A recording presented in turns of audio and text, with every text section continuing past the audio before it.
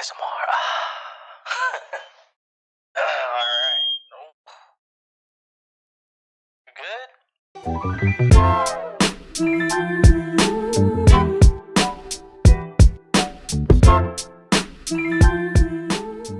Alright, y'all. How's everybody doing? Welcome back to another video.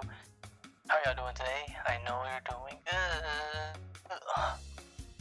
Alright, look, today's video is a reaction video, obviously, to Mr. Austin Evans. If you don't know who he is, why is my microphone not what the heck? I hear it. Whatever. Look, today's video reaction to Austin Evans. This title says PS5 isn't as powerful as Xbox Series X. Now as a Xbox boy myself, you know what I'm saying? This is huge. So I'm just trying to hear what he had to say. You know what I'm saying? Cause god damn, what's going on? This dude know what I feel like this dude know what he's talking about. So it's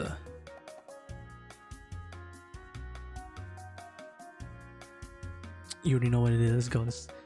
You ready? Are you, man, I'm not gonna do this because I was on the whole intro, man. Nah. Alright, let's go. Let's start. Today, Sony took the wraps off the PS5, so let's take a deep dive into exactly what's new and how it compares to the Xbox Series X. So definitely a couple of key takeaways. First of all, and it should be a surprise to exactly no one, I'm gonna just put it out there. I haven't watched any of the kind of they both had like their own little tech reveal stuff. Haven't watched them all, so is that the PS5 is significantly faster than the PS4 Pro that it's replacing. What's also a bit of a surprise is how the PS5 stacks up with. Look at that joint, bro. I wish I could bring my Xbox, but like that joint fat. Like it's a PC. The Xbox Series X. It is certainly not a clean sweep, but that Series X has a lot going for it, but I'll get a little bit more into that in just a second. Something else that's really surprising here is what the backwards compatibility story looks like. Now obviously on the Xbox... I did read the Xbox. I'm gonna stop pausing. They gonna have backwards compatibility all the way to the original man. Things. We have pretty much full backwards compatibility all the way back to a lot of original Xbox games. Now on the PS5, thankfully we do have some backwards compatibility, but it pretty much only extends to PS4 games, and even at that level, it's only some PS4 games. They're aiming to have most of them available at launch, but it's not going to be quite as smooth as on the Xbox front from what I'm seeing here. Alright, so for this one, Jimmy, can I have my nerd hat, please? Ooh, the nerd hat? Thank you very much. So, with our nerd hats on, inside the PS5, we have an 8-core Ryzen-based processor. So we have 8 Zen. Inside the PS5, we have an 8-core Ryzen-based processor. Not like I knew what that meant. We have 8 Zen cores with hyper-threading, and this is very similar to what we have on the Xbox, as well as, of course, Ryzen on the PC front. Is that the controller? I haven't seen the controller. Hold up. And this is okay. It's kind of it's like a downgraded version of the Elite very Pro similar controller. To what we have on the Xbox, as well as, of course, Ryzen on the PC So it looks front. like. So it's roughly It's not bad though. Ryzen 7 3700X, But then although it is running at lower clock speeds. In this case, up to 3.5 gigahertz. Now, I'll go much more in depth on that one in a second, but this is a huge step up over what we have on the current generation of consoles. Okay. Now, where the PS5 really does differ from the Xbox Series X is with the graphics side of things. So it does have the same base RDNA 2.0 core, so that means you still have things like ray tracing that's just baked in, but the way they've configured it is very different. So, to put it in a nutshell, the PS5 has a smaller GPU, which is running at a higher clock speed. Now, there are a lot of advantages and disadvantages to this. So one of the big advantages is that a smaller GPU is going to be theoretically easier to cool, but more importantly for Sony, cheaper to manufacture. So that does lend some credence to the fact that the PS5 will likely be a little bit cheaper than the Series X. But the way that they've accomplished this performance means that it is actually not as powerful as the Xbox Series X. Although to be fair, if you look at the Xbox One versus PS4, the PS4 was much more powerful. This is a little bit of a closer fight. But the way that they're accomplishing that performance is kind of unusual because they're actually pushing this thing super hard. Now, part of the reason they're able to get such high clock speeds out of it is because it is a variable clock speed or a boost speed. So this is something we see a lot on the PC side of things, but it's a little bit of a disadvantage potentially on console. So if you take a look at the Xbox Series X, the CPU and the GPU run at a fixed clock speed all the time, the end, right? So if you're a developer, you're designing it to run at exactly that clock speed, you have no worries. Whereas with the PS5, I can't understand the clock speed thing. I have a PC, so it will go up to can't 3.5 understand it. gigahertz. It will go up to 2.23 gigahertz on the GPU, which to be fair is like more powerful than pretty much anyone is able to get out of one of these RDNA 2.0 GPUs. But the downside though is that that's not a fixed level of performance. To me, what I'm looking at here is a PS5, which on the main system components, the CPU and the GPU, is not as powerful as the Xbox Series X and could potentially be a little bit lower if it does start to throttle. Now some of the rest of the specs actually get much more interesting on the PS5 side. So memory is quite similar between the Series X and PS5. They both have 16 gigabytes of GDDR6, although the PS5 actually has a slight disadvantage there, but Get closer. Bro. It still works. Still works. we'll get into that in a second. Where there's a serious advantage for the PS5, however, is in the SSD. So obviously SSDs this generation are going to be significantly faster, like literally orders of magnitude faster than the last generation. Right, but the way that the Sony approach is this time is different. So first of all, the PS5 has an 825 gigabyte SSD. A very strange number, although it's not a standard SSD, so it's actually built into the PS5, and essentially they've done everything they can to customize it to be as quick as possible. That means that worlds can be bigger. That means that there can be much more detailed textures, which makes sense considering you have so much power on the rest of the console. And it also means that things can be ready to go. Yeah, dude, like this next generation of consoles, bro, it's gotta look like this. look like that. Right? So we've already seen this with the Xbox, and obviously that's a slower SSD, where load times have been cut from like 30 seconds to 10 seconds. And with optimization, and especially with some of the stuff that Sony's doing, oh wow, this loaded fast. Incredibly quick load times. I like skim through this video, son. Well, I'll believe that when I see it, right? Because yes, even if you're at like 8 gigabytes a second, you still have 16 gigs of G6 memory to fill. So I mean, we're still talking a couple seconds, and that's like best case scenario. So I still feel like we'll be looking at a few seconds of load times, but it is going to be so much better than last generation. Like the old consoles are going to look slow, although they already look slow when you load like Red Dead. So with the 825 gigabyte SSD on the PS5, is that usable space? No. So that is raw. So what you're actually going to get out of the box on the PS5 is likely going to be significantly less than that, which is unfortunate considering that's, well, obviously a downgrade from what you get on like a standard PS4 or PS4 Pro today. Now there is, however, expandable storage. So the way that Sony has approached this generation is actually not that different than what they've done in the past. So there is a standard NVMe slot built into the PS5. So we don't actually know what the hardware will look like. I assume it'll be like some hash or some panel to open it up. But you can plug a standard PCI 4.0 SSD in and instantly increase your storage capacity by a lot. However, while that sounds great in theory, realistically, the PS5 has a very high level of performance that it expects, right? All of these generation of consoles, they all want super fast SSDs and they want very consistent performance. So while technically you can just put in a PCI 4.0 SSD off the shelf, first of all, you need something which is going to actually fit. So most of these SSDs that are available right now have like big beefy heat sinks or fans which will not fit. And on top of that, it actually needs to be quick enough, just full stop. So Sony are running a program where they're going to be validating drives. So theoretically, you could just stick anything in, but it very well either may load slow or may not work at all for games. So this is something which I think is going to be more of a future-proof.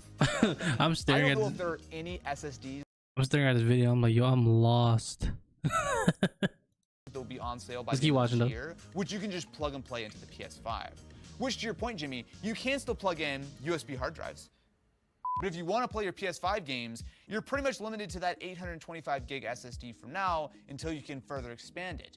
Which, if you because games nowadays like an easy 100. While you do have to buy those expansion modules will be available presumably day one, and you can buy as many of them as you need. So it's going to be an interesting generation this time because there are some legitimately huge differences in performance and capabilities between the Xbox Series X and the PS5. All right, boys, let's tighten our nerd hats because we're gonna go one level deeper now. Okay. And I'm gonna push my hat one level deeper. Yuck. So there are a couple of additional. Oh my things God, we look at talked him, about. dude. So they have a Tempest audio engine. Now this is something which is meant to give you much more accurate I know they've used the phrase like ray tracing for audio, but essentially it is to be a little bit more positionally accurate. And there's a lot of interesting things they've done by essentially repurposing like not quite GPU cores, but something kind of similar to give you much higher fidelity audio. But we'll see how that works, and we'll see which developers actually fully take advantage of that. And of course, we do still have a Blu-ray drive on board. My nerd hat's a little too low. We have a 100 terabyte, 100 gigabyte custom Blu-ray, but it does now support 4K UHD Blu-rays as well. So Cool, after a cool. very busy week of console announcements and news, the real question here is how does the PS5 stack up with the Xbox Series X? Give us the verdict. First of all, with the CPU, they are very similar. They both take advantage of 8-core, 16-thread Zen 2 designs. So again, very similar to high-end Ryzen. And the really only major difference is that the Xbox can clock a little bit higher. So the PS5 is at 3.5 gigahertz with full 16 threads. You have everything available. However, that is a variable clock speed. So it's up to 3.5, but could go lower. Whereas with the Xbox Series X, with everything on, you're at 3.6 gigahertz. And if you would like to turn off that multi-threading and just get pure clock speed, you can go all the way up to 3.8. So there's no What's the doubt this is a multi-threading? win for the Xbox. Next up for graphics, what we have on the PS5 is again an RDNA 2.0 GPU. So these are very comparable GPUs, but the configurations are very different. So the PS5 has 36 CUs available at 2.23 gigahertz. However, again, that is a boost frequency, so it likely will come down sometimes. Right. However, on the Xbox side, we have 52 CUs. Wait, at what? 1 point will come down sometimes. 2 point. However, on the Xbox side, we have 52 Megahertz? CUs at 1.8 gigahertz. So when you put that all together, the Xbox has a confirmed speed of 12 teraflops, whereas the PS5 can go Teraflops? up What is to that? 1.2 teraflops. And we will see that sort of vary based on the actual load of the games.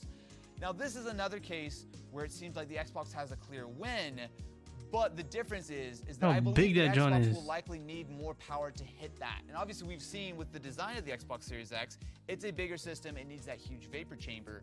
Whereas with the PS5, we don't know what it looks like, but I would hazard a guess to say that it was going to be a little bit smaller than the Series X and might be a little bit closer to what we have, like a traditional console like the PS4 Pro. Okay. But putting that aside, best case scenario, PS5 is still almost 20% slower than the Xbox Series X. And Ooh, likely that's could a fall lot, even 20%. lower based on the game. Memory is pretty straightforward. Both consoles have 16 gigabytes. 20% is a lot. DDR6. However, there are some slight differences. So the Xbox does have a wider memory bus, and because of that, 10 of their 16 gigabytes of RAM run at 560 gigabytes per second, which is slightly faster than what you get on PS5. Okay, But realistically, this is probably not going to be anywhere near the kind of delta that we saw, say, on last generation. Now, for the SSD, the PS5 has an advantage, but it's not a super clear one. So yes, the PS5 does have a smaller 825 gig SSD compared to a 1 terabyte drive on the Xbox Series X.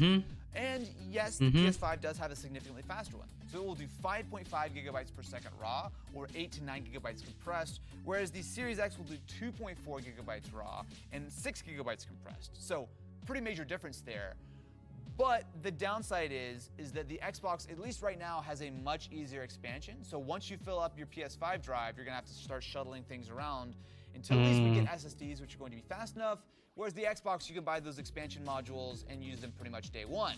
They might be expensive, but this is a little bit hella more expensive. I'm really curious to see how well developers are able Like to a take good advantage of $40. these speeds. Because while yes, it sounds like a big Well, it difference was 1 in theory, terabyte? Nah, it's but gonna the be more than optimization that. here can make a huge difference, especially considering that these are so much faster than the last generation.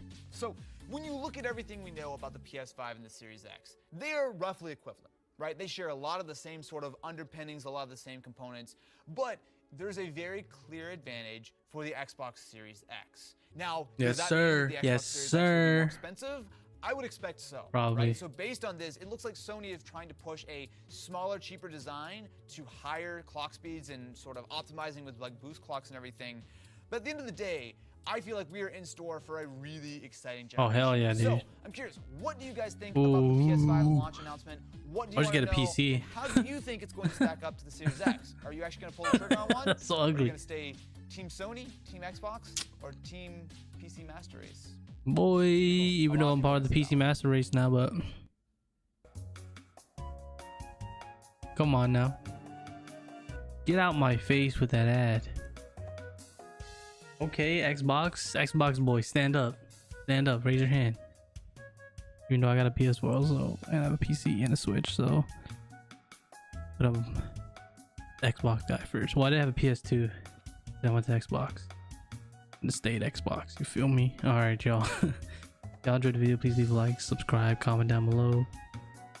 Comment down below what team you part of. If you're PS4, leave. Leave right now. Leave. I messed that up so bad. Okay, whatever. Alright, y'all. Credit every day, not just for yourself, before everyone else. Please, I left it on again.